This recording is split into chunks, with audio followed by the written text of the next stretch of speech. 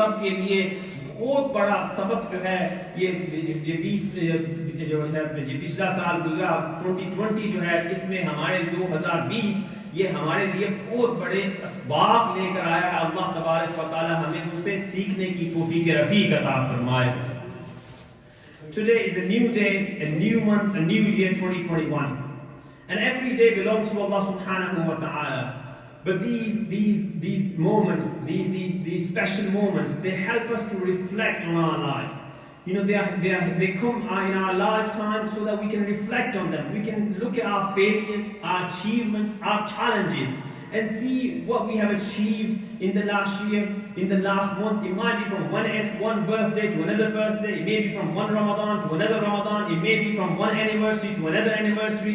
You know, so that what have I achieved in the last year?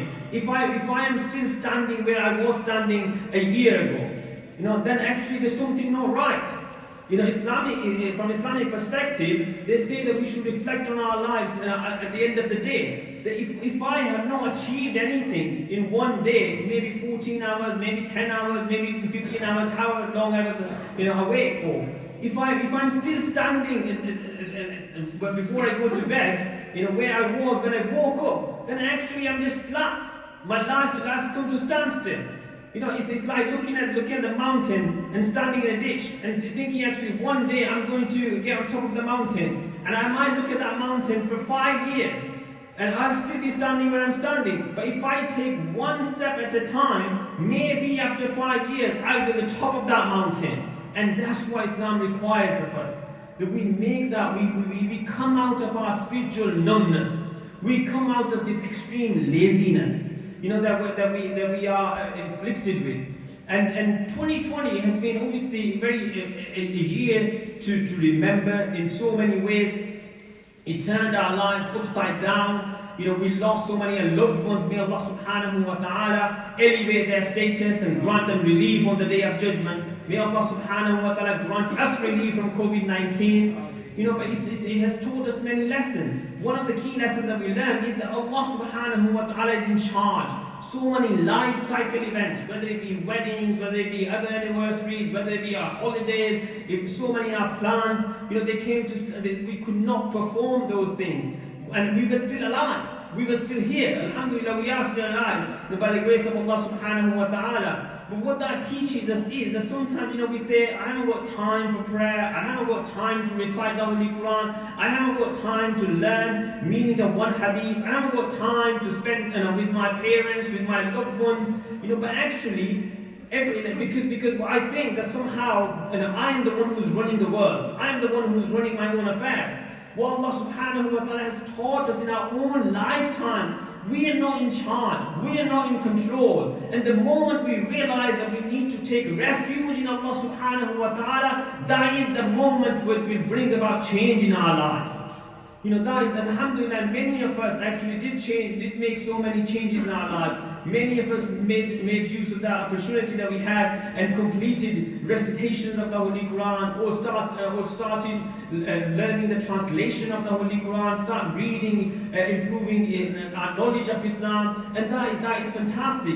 We need to carry on with those good habits that we picked up. You know, 2020 may have been, from one perspective, it was a very turbulent year. From one perspective, it broke us, but at the same time, it held us together as well. It held us together in the sense that we saw the best of humanity: kindness, generosity, service to humanity, service to nation, you know, sacrifices for others. Now, how do we maintain that in the post-COVID-19 era? How do we maintain that in the post-COVID future? And this, in a way, if we don't maintain that, that means that we haven't really learned anything. It was a major global pandemic that came to teach us things. So I'm going to mention 5 tips in terms of bringing about that change in our lives. You know, the first thing is the intention. Making an intention that I do want to make change. You know, and having a sincere intention, purely for the sake of Allah subhanahu wa ta'ala. I want to change because that's the best thing for me, not because I want to change because of X, Y, Z. Because of that, when we have multiple intentions, then, you know, we don't really achieve anything. Purely and sincerely for the sake of Allah subhanahu wa ta'ala. And the benefit of that sincerity is whether or not the result is achieved, Allah subhanahu wa ta'ala judges us on our work, judges us on our pursuit, judges us on our effort, not on the end result. Because end result belongs to Allah subhanahu wa ta'ala. Allah says, وَكَانَ اللَّهُ عَلَى كُلِّ شَيْءٍ قَدِيرًا. Allah says, إِنَّ اللَّهَ عَلَى كُلِّ شَيْءٍ قَدِيرٌ قُلْ لَنْ يُصِيبَنَا إِلَّا مَا كَتَبَ اللَّهُ لَنَا هُوَ مَوْلَانَا وَعَلَى اللَّهِ فَلْيَتَوَكَّلِ الْمُؤْمِنُونَ. The we believers believe that whatever happens with the will of Allah subhanahu wa ta'ala. So having a sincere intention is really important. Now when we make that intention, that I'm going to bring about some change in my life, then I need to set out some goals. What's the change that I want to bring about in my life? And obviously, those of us who come across this like having smart objectives, that they are achievable, that deliverable, that we can achieve something. So rather than you thinking I'm going to conquer the world, I'm going to change my whole year. Let's say that I'm going to live a very different life for a week, or maybe for a few days. And see how we do that. And when we have done that, we will have a huge sense of achievement. We will have a huge sense of relief and a huge sense of reward as well. That we can do it. It's that having that can-do attitude. So the second thing, setting ourselves very set goals, smart goals that we can do. It may be that actually I'm going to read one page of translation of the Holy Quran. I'm going to read 3 verses of the Holy Quran. I'm going to read 1 hadith of the Prophet sallallahu alaihi wasallam. I'm going to read Durood Sharif 10 times in a day, 24 hours. I'm just going to set myself very small goals, but achievable. The 10 times, but if you don't read it, you look back and say, well, obviously something went wrong. There was only one thing that I wanted to do. It might have taken me perhaps 10 to 15 seconds, maybe 20 seconds, to maybe a minute, whatever my goal was. And if I cannot spare 1 minute to achieve my own goal that I set, and I did so because I made the intention that I wanted to bring about that change, then obviously I need to reflect on that. What went wrong? What can I do? So actually having, setting myself set goals that I can, and planning. Now the Prophet ﷺ believed in planning. It's not that he had divine revelation coming to him. His life was driven by divine plans. Our life is also driven by divine plans, but our plans are not obvious to us. The Prophet ﷺ was guided every step of his life. Despite that, he made plans, he made arrangements. Like if you give you a couple of examples, like for instance, when the Islamophobia was rife, when there was anti-Muslim hatred in Makkah Mukarramah, the Prophet ﷺ advised his companions to migrate to Abyssinia, and it wasn't something that he just came out with. He had done his research. He had found out what the life was like in Abyssinia, what was happening in Abyssinia. We talk about diplomacy now, we talk about doing homework now. The Prophet ﷺ did all of that before he advised his companions to go and migrate towards Abyssinia. This was a major event, a life cycle event in the life of Rasulullah ﷺ, in the sense that it's going to bring about huge change in the Muslim lifestyle. Similarly, when the Prophet ﷺ, migrated to Medina Munawwara, it wasn't just one night everyone just stood up and said we're going to migrate to Medina Munawwara. It was well planned. It was so well planned a couple of years before the Prophet ﷺ migrated to Medina Munawwara. The people from Medina Munawwara came to Hajj, met the Prophet ﷺ, a lot of planning took place, and then that's what happened. And there's so many other events in the life of Rasulullah ﷺ which highlight the importance of planning. Now because we don't have any planning, we don't have any goals, as a result we wake up every morning, we just spend the day, eat, enjoy ourselves, and then we just go to sleep. Now here I just mentioned that. So when we have the goals, you also set time for entertainment. Set time for the things that you really like doing, whether it be playing on Xbox, whether it be other form of entertainment, which is obviously Islamic. I'm not urging here anyone to do things that are not Islamic. But at the same time, the Prophet ﷺ, talked about entertainment in his own life as well. And so that's important. Entertainment sometimes for pleasurable reasons, and sometimes just to take a respite from the other things that you're doing. But not being over obsessive with things. What happens with us? We become addicted to things, whether it be playing on our screens, or whether it be other things, whether it's football, whether it's makeup, whatever we do. That becomes the focus of our life. But that should be part of our life, not the focus of our life. The focus of our life is to please Allah subhanahu wa ta'ala, to make myself a better person, spiritually, physically, mentally, financially. All of those are Islamic goals. And so it's really important that I do that, set myself some goals. So that was the second tip. The third tip, really important, that's where we run away, is hard work.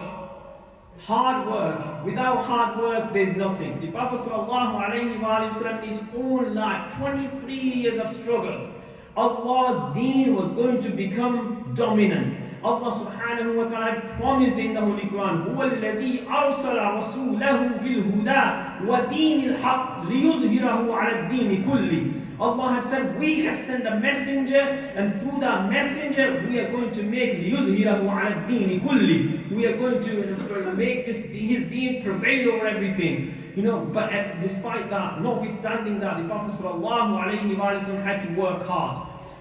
Just last week we were talking about the example of Sayyidah Maryam alayha salam, after the labor pains, after that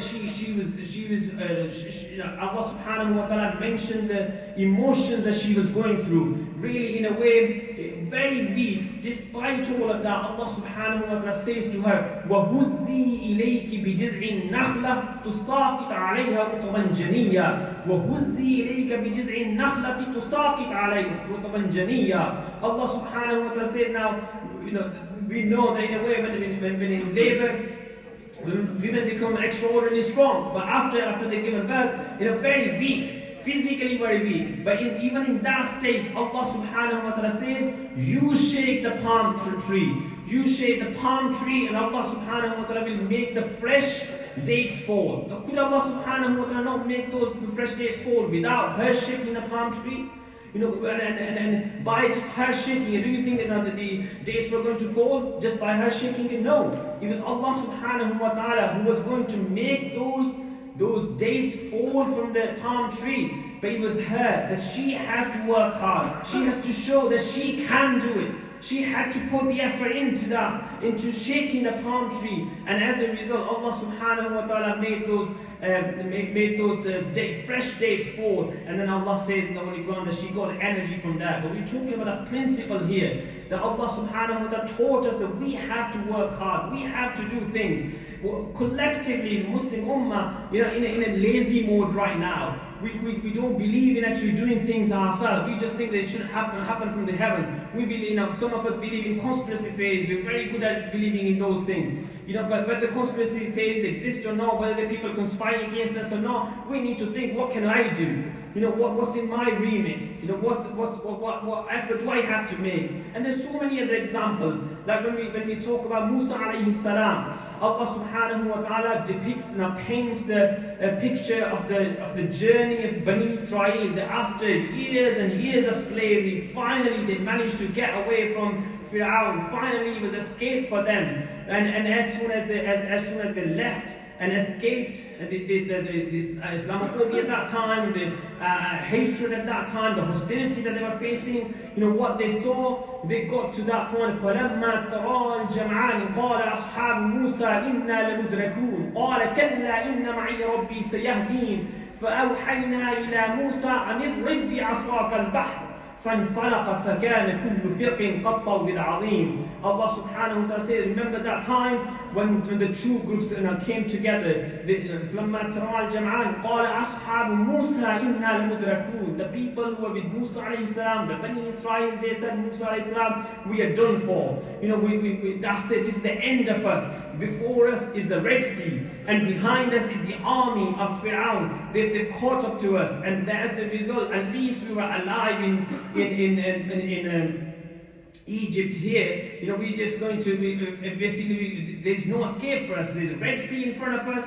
in a way, life has come to an end. Red Sea, if we fall into that, we're going to die. If we look back, then the Fir'aun is not going to leave us alive now. At that time, قال كلا إن معي ربي سيهدين فأوحينا إلى موسى أن اضرب بعصاك البحر. Allah says فأوحينا, we sent wahi to Musa alayhi salam, إلى موسى أن اضرب بعصاك البحر. We all know Musa alayhi salam was commanded to throw his staff, to throw his danda, to throw his stick in the Red Sea. And Allah says فانفلق فكان كل فرق كالطود العظيم فانفلق البحر. Allah says that we then parted the sea, and there were 12 walls were created. Now the principle here, was it actually the staff of Musa alayhi salam that made those 12 walls or 12 pathways? No, it was Allah subhanahu wa ta'ala. But what Musa alayhi salam is being taught, through Musa alayhi salam, the nations are being taught, we Muslims are being taught, is that Musa alayhi salam had to do something. Musa alayhi salam had to throw his staff. And this is what we as Muslims need to do. Need to think about it. What can I do? What can I do to make my life better? The life of my loved ones better? So we started off the tips. I said I'm going to mention 5 tips, and then we only got to the 3rd tip.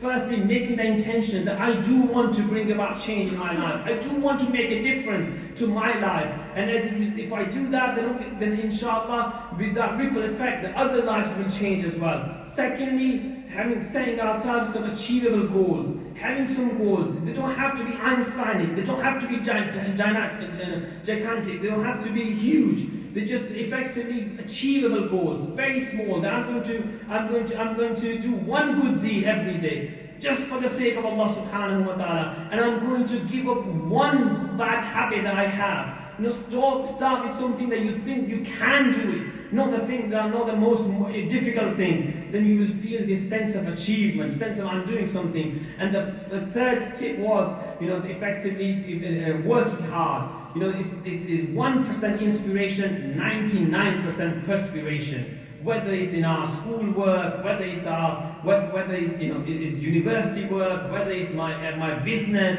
whatever it is, whether it's my profession, that I should be at the top of that league. There are nearly over 1.8 billion Muslims. And if you look at the list of scientists who've got the Nobel Prize, very few, less than 5. Now we Muslims, the first revelation that we had was Iqra bismi rabbika alladhi khalaq. Allah subhanahu wa ta'ala says, read, improve yourself. Bismi rabbika alladhi khalaq. Read in the name of your Lord. And we are behind in everything. Now there's some mindset, something like that, and we spend a lot of time just wasting away. Time is the most important asset that we have. Let 2021 be a year when we do bring about that change in our lives, implementing the lessons that we have learned in the year 2020. We pray to Allah subhanahu wa ta'ala to make us one of those people who are grateful for the time that He has given to us. I started off saying that actually right now we see currently around 1,000 people are dying every day due to COVID-19. And that's almost every 2 minutes, one person dying due to just COVID-19 around us in this country. So let's thank Allah subhanahu wa ta'ala for the life that He has given us.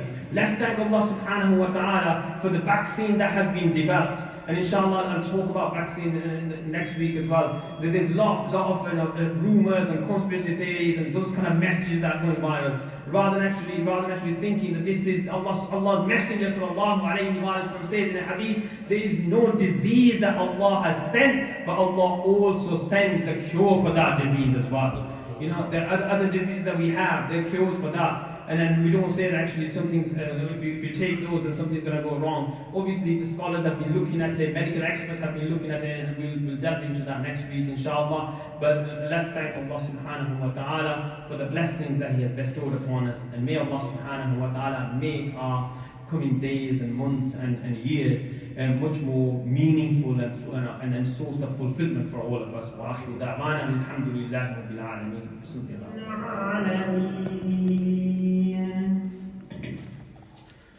حضرات گرامی قدر، آج نیا دن، نیا مہینہ، نیا سال جو ہے اس کا آغاز ہو رہا ہے. اللہ تبارک و تعالی ہمیں اس سال میں اپنی رحمتوں سے، برکتوں سے، رافتوں سے مالا مال فرمائے۔ ہر دن، ہر مہینہ، ہر سال اسی رب کا بنایا ہوا ہے۔ وقت جو ہے وہ رب نے بنایا، اور یہ سب سے بڑی ایک متاع حیات ہے۔ اللہ تبارک و تعالی نے ہمیں جو وقت عطا فرمایا ہے، ایمان کے بعد وقت جو ہے وہ سب سے بڑی ہمارے لیے ایک متاع ہے، ہمارا ایک سرمایہ ہے۔ وقت اگر آپ اسے کہتے ہیں، وقت ہی ہے زندگی ہے، وقت ہی ہے وہ سانسوں کی جو ڈوری آتی ہے، اسے بھی ہم وقت کہتے ہیں کہ زندگی میں اتنا ہی وقت تھا، اتنے ہی لمحات تھے۔ اب یہ ہم پر ہے کہ ہم اس وقت کی کتنی قدر کرتے ہیں۔ اور یہ جو نئے سال کا آغاز ہوتا ہے، یا ایک رمضان شریف سے لے کر دوسرے رمضان مبارک تک، ایک اسلامی سال سے لے کر دوسرے اسلامی سال تک، آدمی کی ایک جو ہے وہ یوم پیدائش، برتھ ڈے سے لے کر اگلی برتھ ڈے تک، آدمی کو، ایک انسان کو یہ سوچنا چاہیے کہ میرا جو پچھلا سال گزرا ہے اس میں نے کیا کھویا، کیا پایا، اس میں نے کیا حاصل کیا، اور کون سی ایسی چیزیں تھی جو میں حاصل کرنا چاہتا تھا مگر نہیں کر سکا، اور آئندہ میں نے کون سا ایسا لائحہ عمل تیار کرنا ہے کہ میں ان چیزوں کو حاصل کر سکوں۔ اور یہ لائحہ عمل تیار کرنا، جسے ہم پلاننگ کہتے ہیں، جسے ہم آرگنائزیشن کہتے ہیں، یہ بھی نبی اکرم صلی اللہ علیہ وآلہ وسلم کی سنتوں میں سے ایک سنت ہے کہ آدمی جو ہے، اگر وہ کہیں علماء کرام تو کچھ ایسے فرماتے ہیں، اگر ایک صبح جو ہوئی ہے، صبح سے لے کر